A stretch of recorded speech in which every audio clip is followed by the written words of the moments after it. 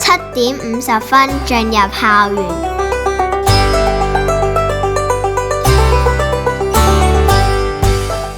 進入課室後，我哋首先要做乜嘢？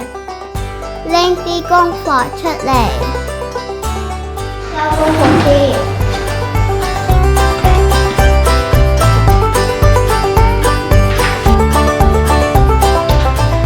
點樣交功課呢？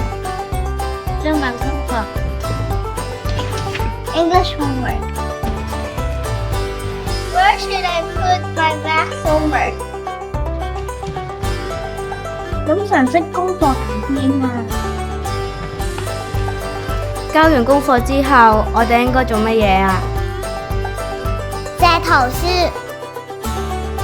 唔好揀咁耐啊！翻埋位睇書。我係白名筆。我都有第幾本書。營造一個安靜嘅閱讀環境。8:10開始，所有引導睇書。如果我哋遲到，死啦！我遲到啦！喂，交咗功課先啦。Turn in your homework before you read。咁我快啲去交功課先啦！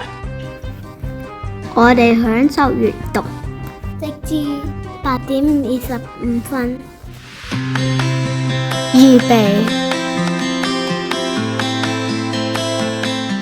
科長會先去還書，佢哋會收功課，點功課，簡單檢查，用點名紙做記錄。班主任入嚟嘅時候，收晒功課未？收晒。哇，真係乖喎！今日做得特別快嘅，真係要俾個叻你